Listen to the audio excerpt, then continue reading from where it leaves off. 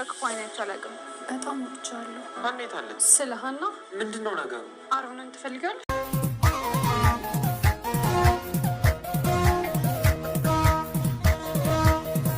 በአሁኑ ሰዓት ሀና እጅ የሰጠች ትመስላለች። ከአሮን ጋር ግንኙነት እንዲኖራት ትፈልጋለች። እንደዛ የሚሆነው በአባቷ ምክንያት ነው። 300 ሺህ ብር ዶክተር እንደጠየቃት እሱም አውቀው ነበረ። አሮንም ያንን ደካማ ጎኗን መጠቀም ሳይፈልግ አይቀርም። ሰላም ጤና ይስጥልን ውድና የተከበራችሁ የቻናሌ ተከታታዮች እንኳን ደህና መጣችሁ። ላይክ፣ ሼር፣ ሰብስክራይብ በማድረግ እስከ ቪዲዮ ፍጻሜ አብራችሁ እንድትቆዩ ከወዱ ጋበዝኳችሁ። ለቪዲዮውን ላይክ አድርጎ መሀል ላይ እንግዲህ የምታዩት አስተማሪ ተከታታይ ድራማ ክፍል 11 ላይ ደርሷል። ክፍል 12 ምን ይፈጠራል የሚለውን አብረን የምናይ ይሆናል። ሀና አሮን በደካማ ጎኗ በአባቷ ሕክምና ላይ እንደመጣበት ግልጽ ነው። አሁን ላይ ሀና ምንም አማራጭ የላትም። ቁጭ ብላ ከማልቀስ ውጭ እያለቀሰች በነበረችበት ሰዓት ሰላም ድንገት ገብታ አገኘቻት ስታለቅስ። ሰላምም ማመነጫጨቁን መሳደቡን ትታ ዛሬ ላይ ጥሩ ሰው ሆናላታለች። ሰላምም ምን ሆነች ነው ሀንዬ የምታለቅሽው ብላ አቀፈቻት። እሷም ስቅስቅ ብላ እያለቀሰች ነበር። ማልቀሷን ማቆም አልቻለችም። ሰላምም በጣም ጠየቀቻት። ሰላም አሁን ላይ በጣም አሳዝናታለች። ምን ሆነች ነው ሀንዬ ባክሽ ንገረኝ፣ ምን ሆነች ነው እያለቻት ነበር። ሀና ግን ልትነግራት አልፈለገችም። ምንም ነገር እድሌ ነው የሚያስለቅሰኝ የሚል መልስ ነበር የሰጠቻት። ሰላምም ደጋግማ እየጠየቀቻት በቃ አታልቅሺ፣ ከዚህ በኋላ አልጠይቅሽም ምንም ነገር፣ ግን አታልቅሺ፣ ማልቀስሽን አቁሚ እባክሽን፣ ምን እንደሆንሽ ባላውቅም በቃ ልጠይቅሽ አልፈልግም፣ እባክሽ ሀኒ እንድታለቅሽ አልፈልግም ብላ ነገረቻት።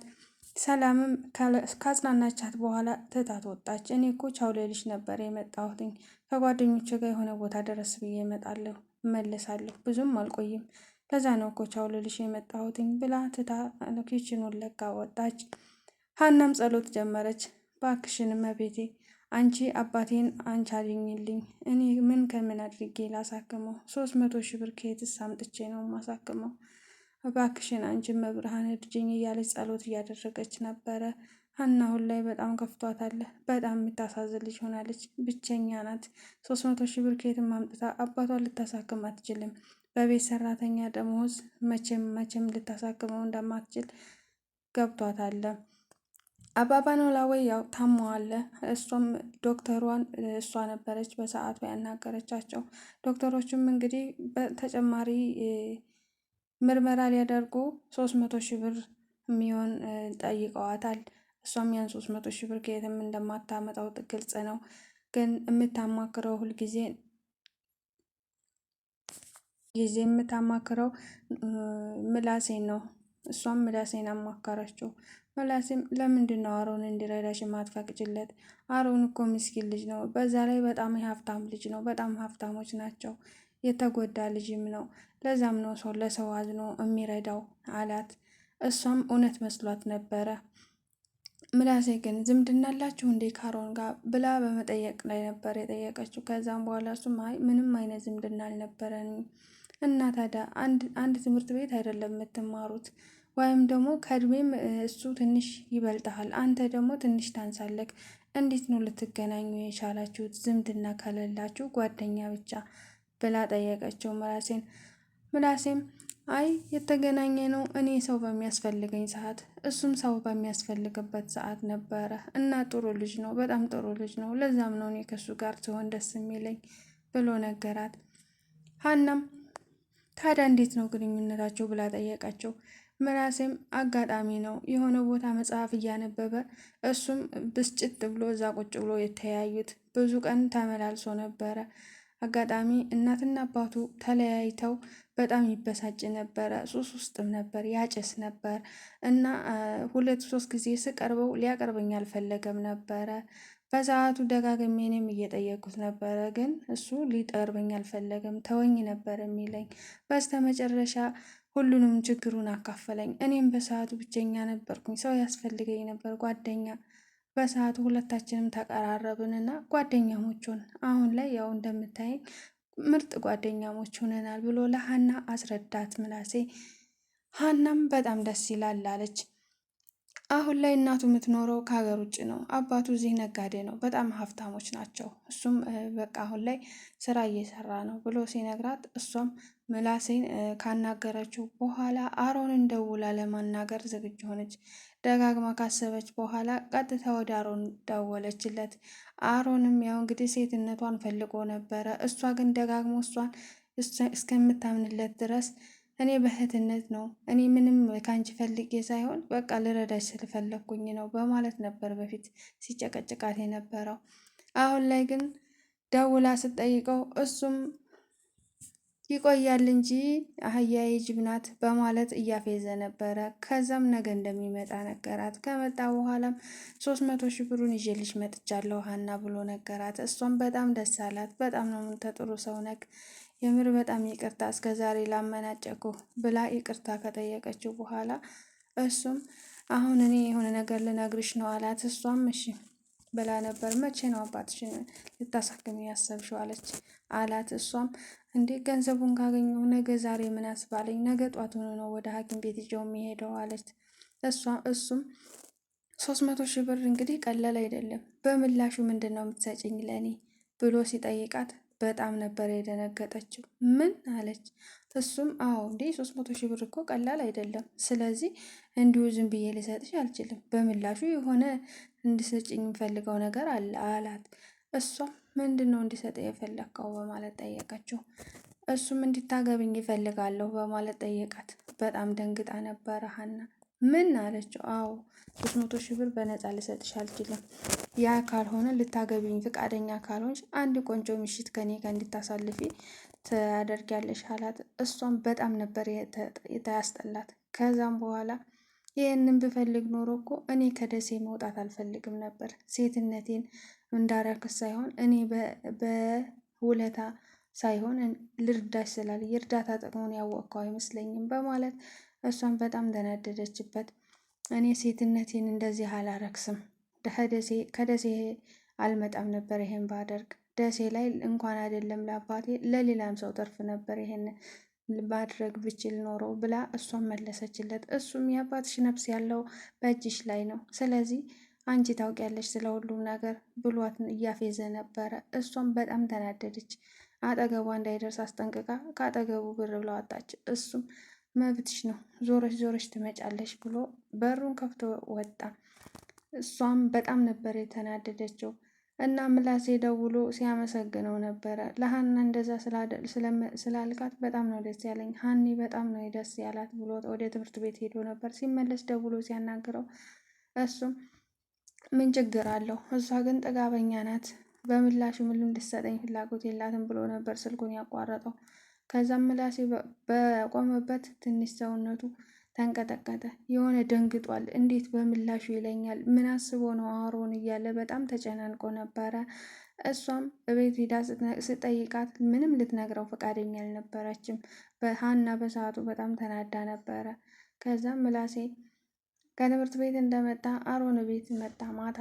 ማታ ላይ ከቤት እንደመጣ ሲጠይቀው ምንድን ነበር ያልከኝ? ቅድም ስደውልልክ እንደዚህ ብለኸኝ ነበር፣ አሁን ግን ደጋግሜ ስሞክረው ስልክ አይሰራም ነበረ፣ ምንድን ነው የተፈጠረው ስላት፣ እሷም 300 ሺህ ብር ልሰጣት አይደል እንዴ፣ በምላሹ ከኔ ጋር እንድትሆን ጠየኳት፣ እሷም አሻፈረኛለች ሲለው ምላሴ በጣም ነበር የተናደደው። በጣም ርካሽ ሰው ነህ፣ እንዴት እንደዚህ ታደርጋለህ? እንዴት ነው እንደዚህ ልታደርግ የቻልከው? በላንተ እንዳንተ አይነት ጓደኛ እኔ የለኝም፣ ቤት ለቀህ ውጣልኝ ነበር ያለው። አሮንም በጣም ተደናግጦ ነበር በሰዓቱ። ምንድን ነው ምላሴ ምን እያልክ ነው ሲለው፣ በቃ ውጣልኝ ከቤቴ ምንም ነገር ማለት አልፈልግም ብሎ ለመማታት እየቃጣው ገፋፍተው ወደ ውጭ ወጣ። በሩን ዘጋበት። በጣም ተናዶ ነበር ምላሴ። በዛ ልክ አልጠበቀውም ነበር። በእርግጥ አሁን አሮን ሰላም በጣም ነው የምትወደው፣ ግን ሰላምም አሮንን እንደምትወደው ነግረዋለች ለምላሴ። ያ ነገር እያለ እንደገና ከሀና ሴትነቷን መጠየቁ በጣም ነበር የከበደው። ለማመን የሚከብድ ነገር ነበር። በዚህ ሰዓት እንደዚህ አልጠበቀችም ነበረ ሀና በጣም ነበር ተስፋ ያደረገችው። ብሩንሽ እኔ እሰጥሻለሁ ሲላት በጣም ነበር የተደሰተችው። በጣም ከምንም በላይ ነው የተደሰተችው። አሁን ላይ የሰላም እናትም ከቱርክ ወደ ሀገር ልትመለስ ስለነበረ ምላሴን እያናገረችው በነበረ ሰዓት ሰላም ከጎኑ ቁጭ ላይ የሰማች ነበር። በጣም ነበር የከፋት። ሰሞኑን ሰላም በጣም ደስተኛ ነበረች። ከቤት ውስጥም ስራ እያገዘች እናቷ በነበረችበት ሰዓት የማታደርገውን ሁሉ አሁን እናቷ በሌለችበት በጣም ሴት እያጫወታት ነበረ። አሁን ላይ ምላሴ እንዴ ሰላም ለምንድን ነው የከፋሽ? እናቴ እመጣለሁ ስትል ሲላት እሷም እናቴ እንድትመጣ አልፈልግም ብላ ነበር የመለሰችለት። እሱም ለምንድን ነው እንደዚህ የከፋሽ? ለምንድን ነው እንድትመጣ ያልፈለግሽው ሲላት እሷ ሁልጊዜ ስትመጣ ታውቃለች፣ ጭቅጭቅ ነው፣ ሁልጊዜ ጭቅጭቅ ነው። ከሱ አልፎ አንተ ጋር የምንጣለው በእሷ ምክንያት ነው። ስለዚህ ወንድምህንም አጠዋለሁ፣ እሷም ባትመጣ እዛው ብትቆይ ይሻል ነበረ በለችው። እንዴ እንደዚህ አይባልም፣ ተይ እንጂ እናታችን እኮ ናት፣ ልትመጣ እኮ ጥሩ ነው እንደውም ነበር ያላት። ግን እሷ ሁልጊዜ ታውቅ የለ እንዴ? ለምንድን ነው ደጋግመህ የምትጠይቀኝ ምላሴ? አንተ ራሱ ትቀየር የለ እንዴ? እናቴ ስትመጣ ለእሷ ነው ሁልጊዜ የምታደለው። እኔ እኮ አንዳንድ ጊዜ እንደውም እንጀራ እናቴ ነው የምትመስለኝ፣ ልጇ ራሱ አልመስላትም። ሁልጊዜ ያን ፎቶ አቅፋ ነው የምታድረው። ለእኔ ምንም ቦታ የላትም፣ ምንም አይነት ተስፋ የለኝም። ለዛም ነው ትምህርቴን ያቋረጥኩት እንጂ እኔ ክፉ ሰው ሆኜ አይደለም። እኔ እና እሷ ስንትጣላ ደግሞ አንተ ተደርበህ ከእናቴ ጋር እኔን ነው የምትሰድበኝ። በተለይ ስታናድደኝ እኮ እኔ በይው ነው የሚለኝ አለች። እሷም አይ እንደዚህማ አይባልም፣ ለምንድን ነው በዚህ ልክ እንደዚህ መጥፎ ሰው ሆነ የምትሆኑ? እናቴ ከሄደች ጀምሮ ጥሩ ባህሪ እያሳየች ነበር። አሁን ደግሞ በቃ እንዳሁኑ መቀጠል ነው ያለብሽ። እኔም ወንድምሽ ነኝ፣ በፈለግሽ ሰዓት ከጎንሽ እሆናለሁ። እኔ እኮ ስትጣሉና ስትጨቃጨቁ ከእናቴ ጋር ለምንድን ነው እናትሽ አይደለች ወይ? ለምን አታከብሪያትም ነው እንጂ የምልሽ እኮ ለእናቴ ታግዤ ወይም ከእናቴ ጋር ተባብሬ አይደለም እሷ አንቺን የምናገርሽ፣ እንደዚህ አትበይ ሲላት እሷም በጣም ነበር በቃ አሁንም እኮ ይኸው ወደ ጸባ መራን፣ እየተጣላን እኮ ነው። አየክ አይደለ ገና ሳትመጣ እኔ እናንተ መጣላት ጀመር በሷ ምክንያት። ለዛ ነው በቃ ምንም ምክንያት የለኝም ብላ መለሰችለት። እሱም አይ ሰላምዬ ግን እንደዚህ ባታስቢ ጥሩ ነው ምናምን አላት። እሷም እንግዲህ ተወኝ ብላ ተነስታ ሄደች። ከሄደችም በኋላ ክፍሏ ከገባች በኋላ ልብሷን እያጣጠፈች ነበረ። ልብሷን አጣጥፋ ከጨረሰች በኋላ እራት እንደሚበሉ ነገረችው። እሱም ሀና ዛሬ በጊዜ ነው የሄደችው እና እራት እኔ ነኝ የሰራሁት፣ ቆንጆ እራት አበላሃለሁ፣ መጣሁ ሳሎን ጠብቀኝ እያለችው ነበር። እራታቸውን ከበሉም በኋላ እያወሩ እያለ ድንገት አሮን መጣ። ያው አሮንን አባሮት ስለነበረ እሷም አሮንን በጣም ስለምትፈልገው ከአሮን ጋር ካፌ ተቀጣጥረው ነበረ። ካፌ ተቀጣጥረውም እንዳለ ከዚህ በፊት የሆነ ነገር አናግሬህ ነበረ ግን መልሱን አልሰጠኸኝም፣ ምንድን ነው አለችው። አሮንም በቃ አሳውቅሻለሁ፣ ያው ትንሽ ልሰብበት እኮ ብዬ ነው አለች። እሷ በጣም እንደምታፈቅረው ነግራው ነበረ እና ትንሽ ልሰብበት ብዬ እኮ ነው ሰላሜና እነግርሻለሁኝ ወይስ አትፈልገኝም እንዴ ብላ እየጠየቀችው ነበር። እሱም ላስብበት በማለት አሁንም ተቻክሎ የሆነ የሚሄድበት አለኝ ብሎ ተቻክሎ ከተቀመጡበት ካፌ ተነስቶ ትቷት ወጣ። እሷም በጣም ተደስታ ነበረ። እሱን ስታገኝ በጣም ነው ደስተኛ የምትሆነው። የእውነትን ፍቅር ይዟታል። እሱ ደግሞ ከሀና ጋር ፍቅር ይዞታል። ሁሉም እንግዲህ በየፊናቸው አፍቃሪና ተፈቃሪ ሆነዋል። በጣም ነው የሚያስጠላው ማለት ነው። ድራማው እንግዲህ አስተማሪና በጣም ደስ የሚል ነው። ተከታታይ ድራማ ነው፣ ተከታተሉት። በጣም ደስ ይላል። ክፍል 11 ላይ ደርሷል። ክፍል 12ን በሚቀጥለው እናየዋለን። አብራችሁ ስለቆያችሁ ከልብ አመሰግናለሁኝ። እንግዲህ ሰብስክራይብም ላይክም ሼርም ለምታደርጉኝ ስለምታበረታቱኝ ከልብ አመሰግናለሁ። አሁንም ያው ላይክ አትርሱ። በተለይ ላይክ አሁን ላይ ላይክ እያጠረ ነው። ላይክ አድርጉ። ቪዲዮ በጣም ደስ የሚል ይሆናል ብዬ ተስፋ አደርጋለሁ። ላይክ አትርሱ። ውድ ቤተሰቦቼ አብራችሁኝ ስለምትሆኑ በጣም ነው የማመሰግነው። መልካም ቆይታ እንዲሆንላችሁ እመኛለሁ። ባይ ባይ። በዚሁ አጠናቀቃለሁ እኔ ማለት ነው። ቻው